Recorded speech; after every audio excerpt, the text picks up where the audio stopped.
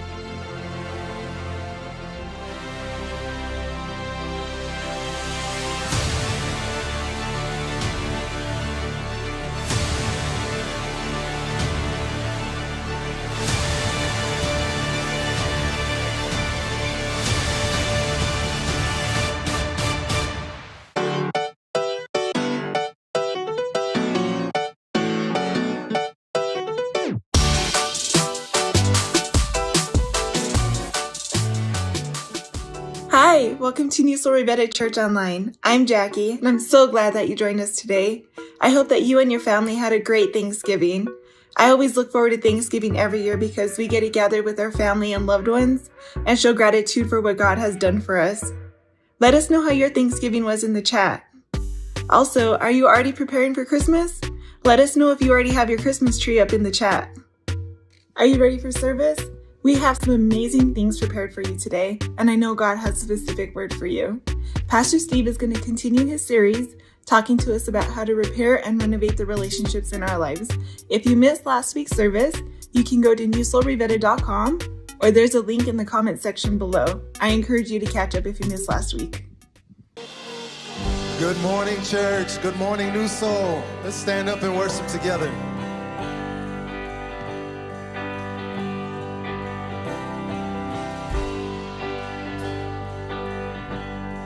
But it couldn't fill me.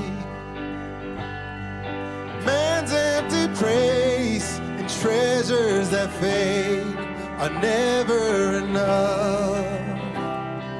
Came along, then you came along and put me back together. And every desire is now satisfied right here in your love. There's nothing. Oh, there's nothing better than you. Oh, there's nothing better than you. Oh,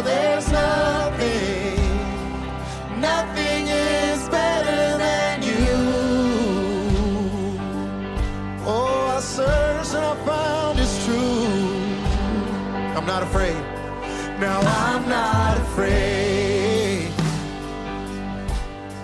to show you my weakness, my failures and flaws. Lord, you've seen them all, and you still call me friend. 'Cause the God of the mountain is the God of the valley. And there's not a place your mercy and grace won't find me again.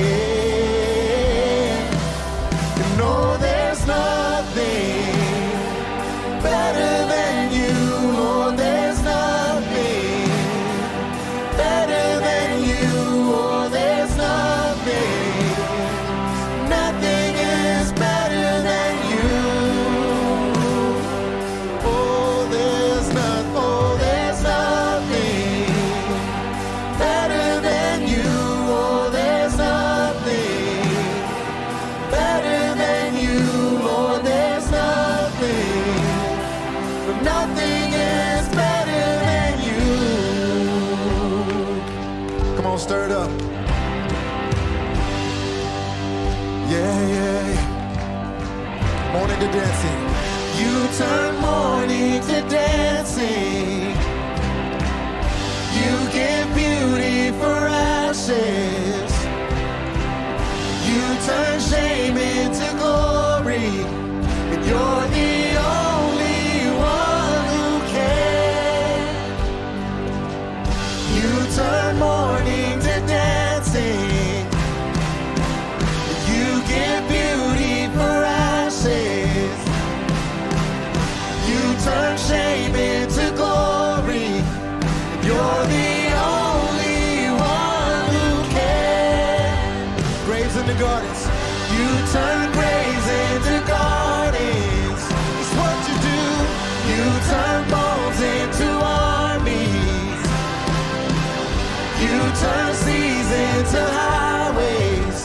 You're the only one who can. You're the only one who can. You're the only one who can. Oh, there's nothing better than you, Lord. There's nothing. Nothing is better than you. Oh, there's nothing better than you. Oh, there's nothing better than you. Oh, there's nothing. Nothing is better than you. Graves in the gardens. You turn graves into gardens. That's what you do. You turn bones into armies. Every time you turn seas into highways. You're the only one who can. And you turn graves into gardens. You turn bones into armies. You turn seas into highways. And you're the only one who can. You're the only one. You're the only one who can. You're the only one. You're the only one who can.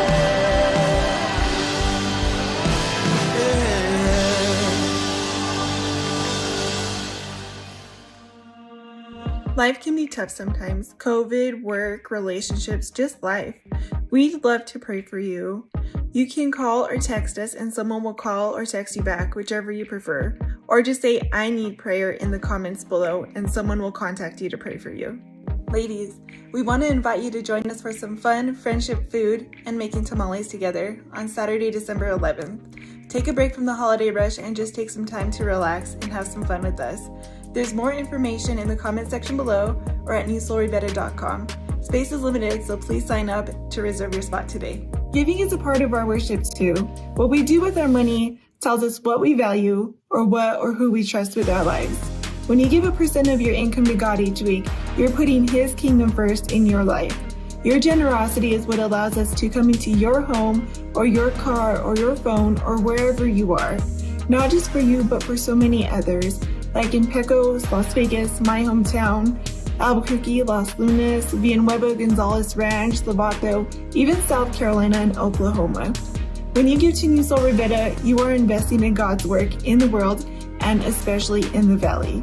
You can text to give by texting the word blessed to 94000, or you can give online by clicking in the link below or going to newsoulribera.com.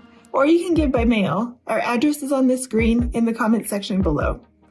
So, are you ready to get some relationship help?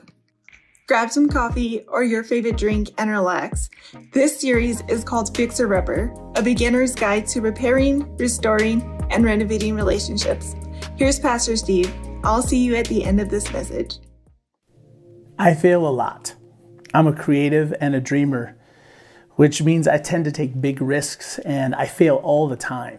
And I talk my ideas out and it helps me refine those ideas, which means what starts out looking like a really great idea, after about a minute or two of talking it through, it sounds like a terrible idea. I'm married to someone who's the opposite of me. She is right a lot. And maybe some of you are around people like this. So I've learned that if we have a disagreement, I'm to blame a lot, even if I don't figure out how right away. It takes me a minute.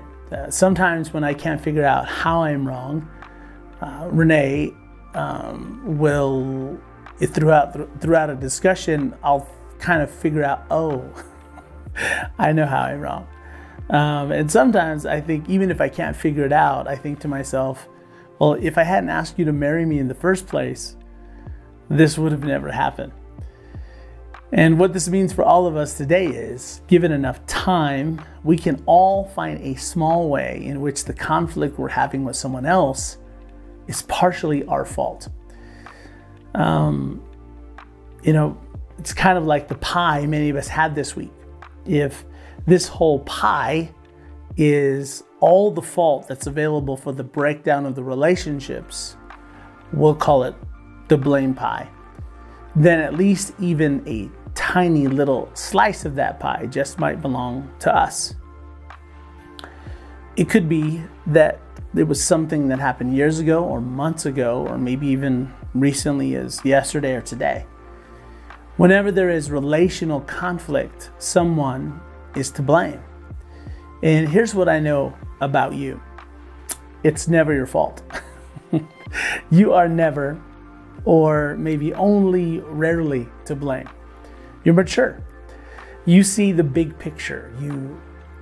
You're easy to get along with. You're reasonable. But if you've been tracking with us in the last few weeks in this series, and if your goal is to get back to, not get back at the other person you're having conflict with, then maybe, just maybe, you need to have a little more pie, a bigger slice of the blame pie. So today, we're in part 3 of a 4-part series that's entitled Fixer Upper, a beginner's guide to repairing, restoring, and renovating broken relationships. And we've learned that we as humans, we're pretty good at starting relationships, but we struggle with broken relationships and putting them back together. And when our relationships aren't going the way we want, or they start going off the rail, we learn that we tend to use the C4 relationship management method, because all of us love it when the people in our lives try to handle or manage us,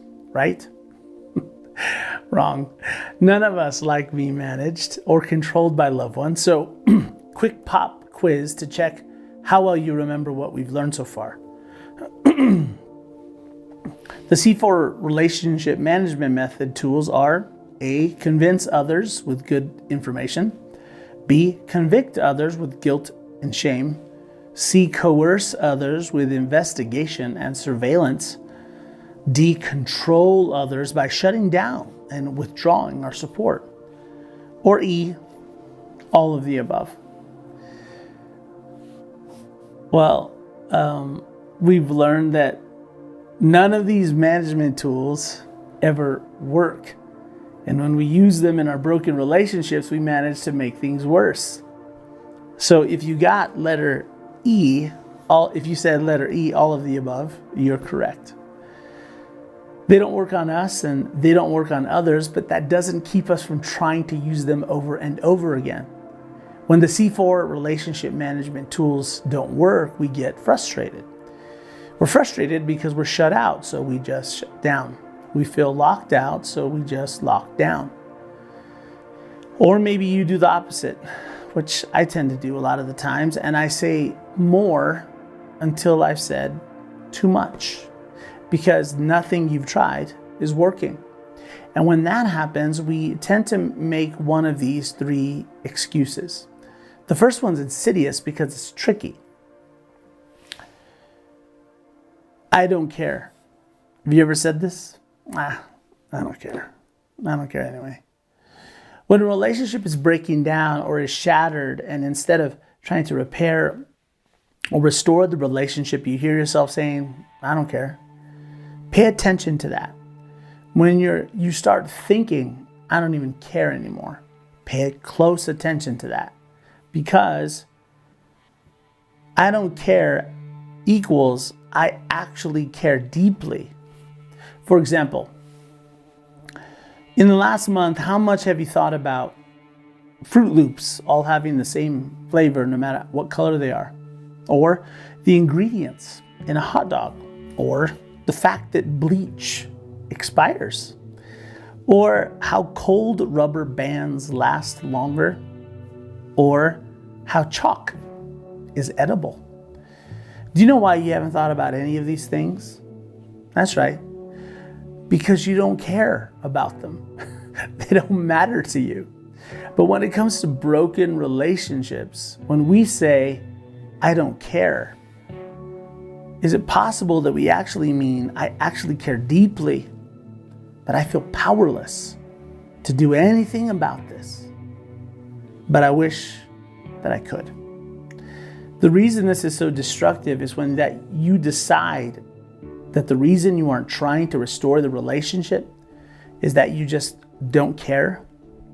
You become unhealthy because you begin to disconnect from that person or those people, and you take all that negative energy, all that anger and pain and disappointment and hurt, and you take it with you into the rest of your life, and you bring it with you into your next relationship and into your other relationships. And what's even worse, your share of the blame pie might be tiny, but you take that relational tension with you into your other relationships, and it sets you up for history to repeat itself in your life. The second excuse we make when we don't think we can make the relationship better is, I already tried. This is arms crossed, and I'm just going to wait here for them to come to me. This is a problem because, like we talked about earlier in this series, the goal in trying to repair, restore, or renovate a relationship is no regrets. The goal isn't to reconcile the relationship because you can't control all the parts, namely the other person. It's not like a broken plate or a shattered iPhone that you can just replace the parts or glue it together. That even if this relationship is never repaired, restored, or renovated, that every night I'm going to go to bed without any regrets, that I'm going to end my life without a regret because I did everything I could to leave the door open, to leave out the welcome mat, for them to come home to our relationship again. That I removed every obstacle between us, that I didn't just cross my arms and wait for them, but instead I leaned in towards them. It's an attitude of our minds and a direction of our hearts. If you're just joining us in this series, we've learned that in order to repair, restore, and renovate broken relationships, there are 4 decisions we need to make. The first one is, I'm going to get back to, not get back at, and that you've taken retribution, revenge, and payback off the table. that you're going to pursue and not punish. When you make the excuse, I've already tried, you are undeciding the first decision to get back to, not get back at. The third excuse we make is,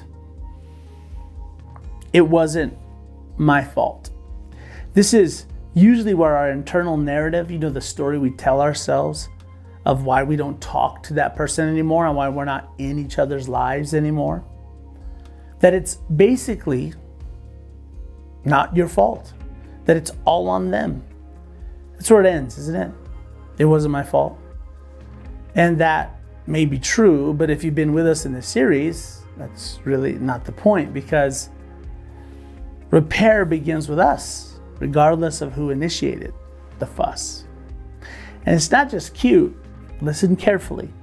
The healthiest and the most mature person in the conflict and in the relationship should go first in trying to repair the relationship.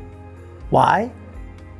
Because they are the most mature and the healthiest. And you're the healthy and mature one in the conflict, aren't you? The other person is the one with issues, right? They're the ones with the problem, aren't they? Not you. You would never. Not like them. So you should be the one to initiate the repair and the restoration and the renovation of that relationship, right? I know that the only kinds of people who are watching right now and listening right now and who gather with us every week are the mature and the healthiest. And if you're a Jesus follower, you call yourself a Christian, you have no choice. Because at the core of your faith is a story of God who gave his only son to die for you while you were still a sinner, while you were running away. He so loved the world that he moved in your direction. He didn't wait. He made the first move. And the main rule, the commandment that Jesus' followers follow is, I will do for others what God in Jesus has done for me. And to help us do this, Jesus asks a disturbing and invasive and irritating question. It's almost like he knows what he did or she said or what they're doing. And after he hears your story of why your relationship has broken apart, even if you're an atheist or agnostic or have walked away from faith, Jesus asks this question. He says, why do you look at the speck of sawdust in your brother's eye and pay no attention to the plank in your eye? Why are you so focused on that itty bitty thing that she did or that he said that you can do nothing about, instead of focusing on this huge thing you're doing that you can do something about? So let's look at some possible responses that we might have to Jesus' question. Well, Jesus, there isn't really a speck in their eye. It's not a speck. It's bigger than that. Or there isn't a plank in my eye, Jesus. I don't know if you realize this or what your vantage point is, but there's no plank in my eye. I see it clearly. Or C, Jesus, you're confused and you've reversed it. Or D, because I'm an expert in seeing the flaws in others and I need help seeing the flaws in myself. Well, obviously the answer is C. Jesus is confused and reversed it. Duh. I mean, I know I'm talking to Jesus, so I know I'm not perfect, but I was there for this. I have it on video. I have witnesses. The evidence is overwhelming. I see clearly what is going on, Jesus. My vision and my perspective is accurate, and clearly it wasn't my fault. And if they will ever see as clearly as I see, they will see it is clearly their fault. And hey, I'm around when they want to come and talk to me about it. Actually, if you said D, you're right. Okay, so maybe you say, okay, Jesus, are we done here? I think I get the point. He says, no, we're not done. I've got a second question for you. How can you say to your sister, let me take the speck out of your eye, when all the time there's a plank in your own eye? How can you say to your daughter, your aunt, your boss, your spouse, that person you're having conflict with, would you just shut up and listen to me? Just sit down and see this situation the way I do. Allow me to correct you. Let me fix you. You're insecure. You're broken. You're relationally immature. And Jesus is saying, do you see this conflict clearly? Really? Are you sure? Jesus is saying, you're not wrong. You just have things out of order. You don't see things as clearly as you think you do because you have more work to do. The phrase here, all the time, is one Greek word that could be said another way here. Let me take the speck out of your eye when, mira nomás, there is a plank in your own eye. Or, let me take the speck out of your eye when, check it, there's a plank in your own eye. I think Jesus smiles as he says what follows. He says, you hypocrite, come on now. You're fronting, you're playing, you're a faker, you're an actor, you're a pretender, you're busted. So we might say to Jesus, okay, so what you're saying here is that I have my issues and they have their issues. So the point of your questions is really, Jesus, you're telling me I should just mind my own business. Got it. Message received. And Jesus would say, no, this isn't a lesson in minding your own business. This is a lesson in reconciliation, in repairing, restoring, and renovating broken relationships. Jesus' point is that you should start with your own business, but it doesn't end there. Listen carefully to Jesus. He says, you hypocrite, first. See, if there's a first, there must be a second and maybe a third. He says, first take the plank out of your own eye.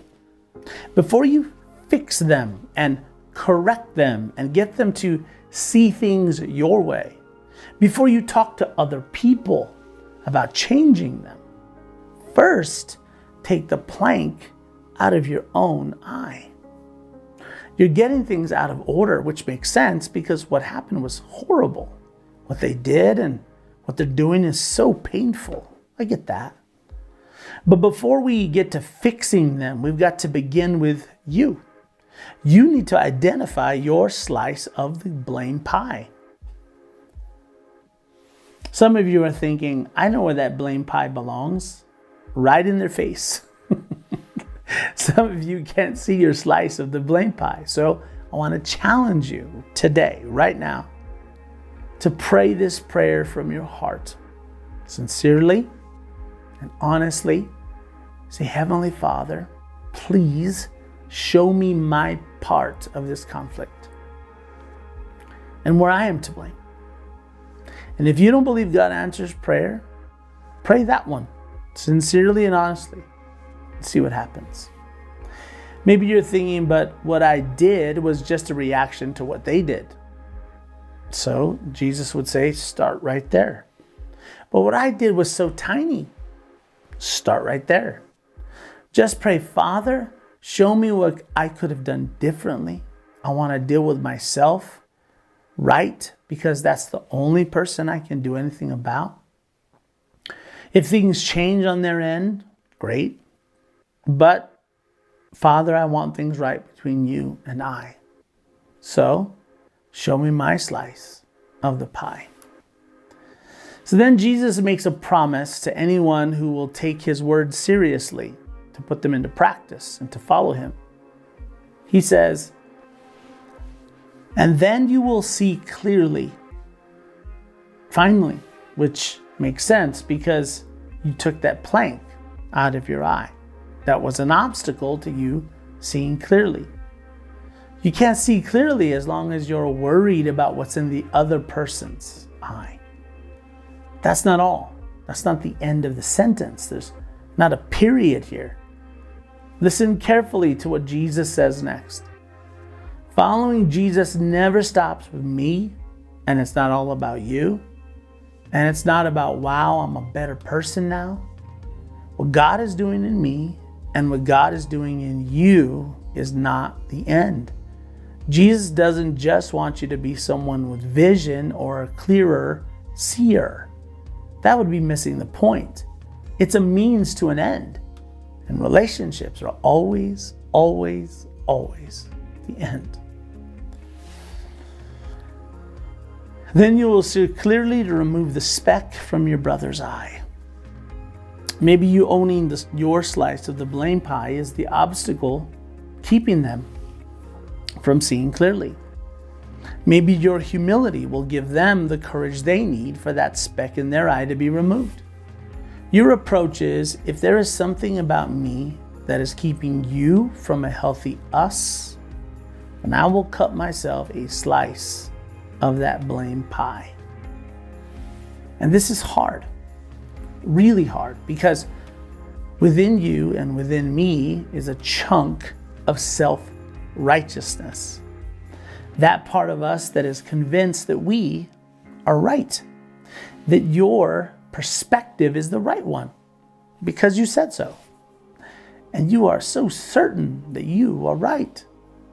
You know what kinds of people Jesus was hardest on when he was here on earth? Not gay people, not people who were drunk all the time, not child molesters, not even murderers and rapists. Jesus' harshest words were towards the Pharisees, the religious moralists and teachers of Scripture. It wasn't because they were dumb. They were smart and educated. They pursued knowledge and truth. It wasn't that they weren't trying. They sacrificed and were self-disciplined and they prayed. But they were so self-righteous. They were so sure of themselves. They spent all their time pointing out all the specks in everyone else's eyes, that they never addressed the logs in their eyes. They thought they were better than everyone else. When it comes to repairing, restoring, and renovating broken relationships, self-righteousness gets in the way. But self-awareness paves the way forward. So if you're going to repair the broken relationships in your life, you have to at least make 4 decisions. The first one we learned last week, that I will get back to, not get back at. The second, what we learned today, is I will own my slice of the blame pie.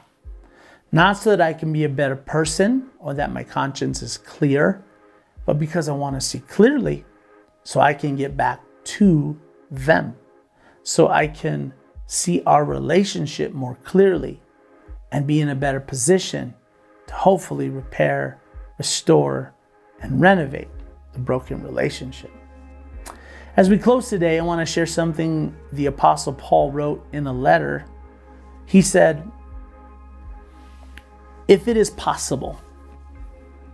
This means that sometimes it's not possible.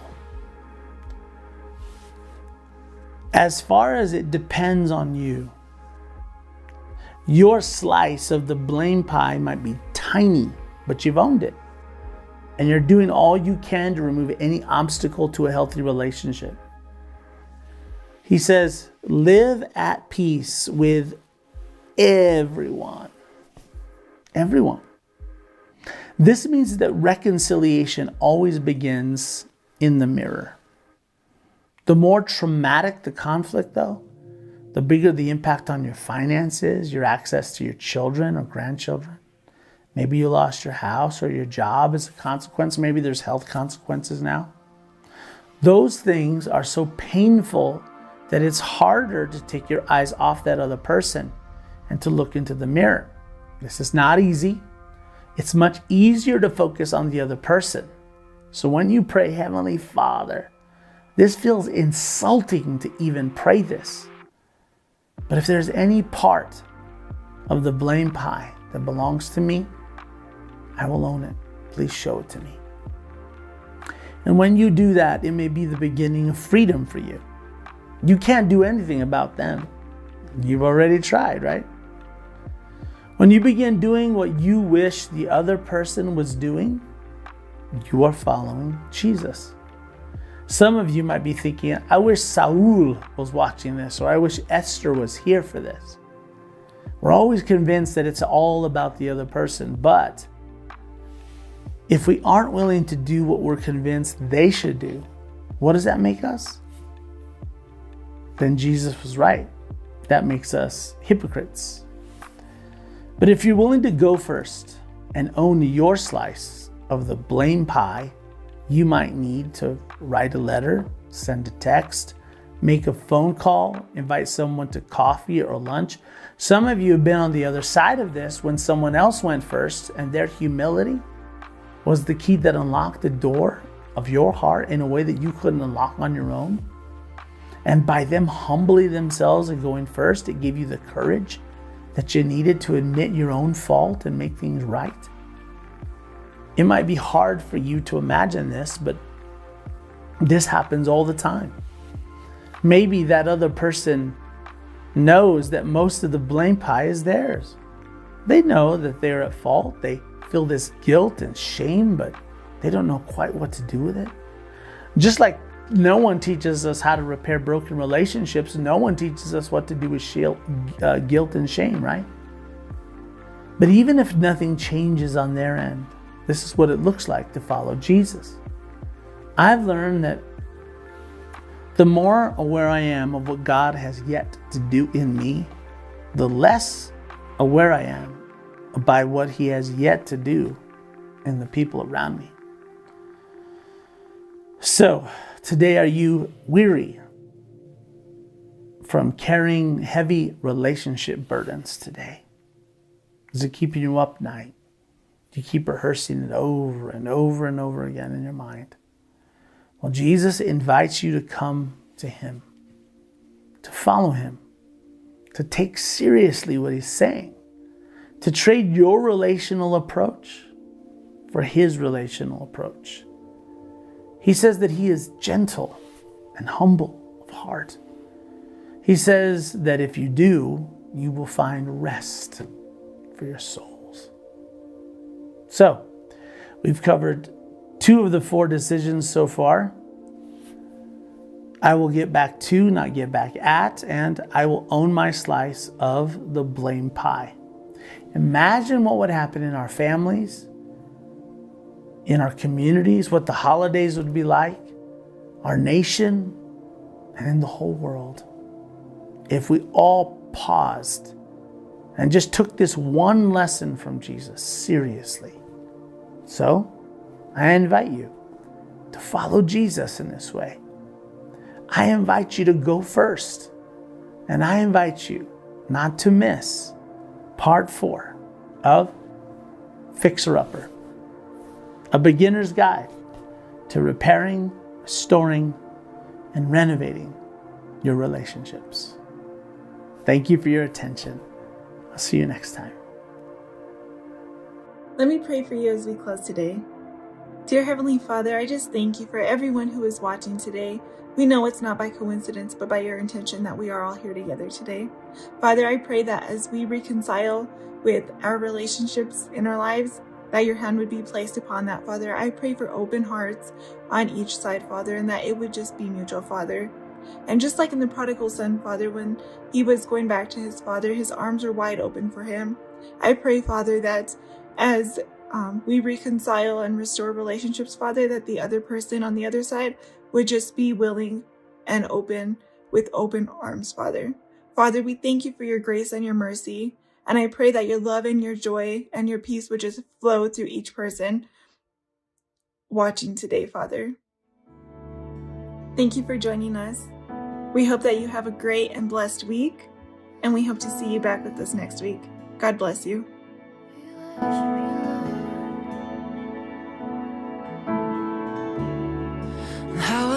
for the moments where I'm still in your presence. All the noise dies down. Lord, speak to me now. You have all my attention.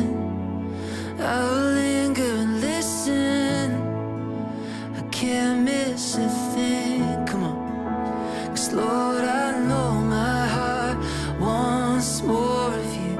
My heart wants something new, so I surrender all. 'Cause all I want is to live within your love, be undone by who you are. My desire is to know you deeper. Lord, I will open up again, throw my fears into the wind. I am desperate for a touch of heaven. Whoa, whoa, whoa, whoa. You're the fire in the morning, you're the cool in the evening, the breath in my soul, you're the life in my bones. And there is no hesitation in your love and affection. It's the sweetest of all. My heart wants more of you. My heart wants something new, so I surrender all.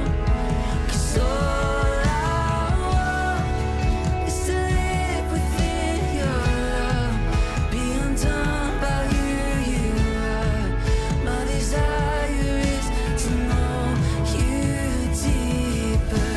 Lord, I will open up again, throw my fears into the wind. I am desperate for a touch of heaven. Whoa, whoa, whoa. Come on. So I open up my heart to you. I open up my heart to you now. So do what only you can. Jesus, have your way in me now. I open up my heart to you. I open up my heart to you now. So do what only you can. Jesus, have your way in me now. 'Cause all I want is to live within your love, be undone by who you are. My desire is to know you deeper. Lord, I will open up again, throw my fears into the wind. I am desperate for a touch of heaven.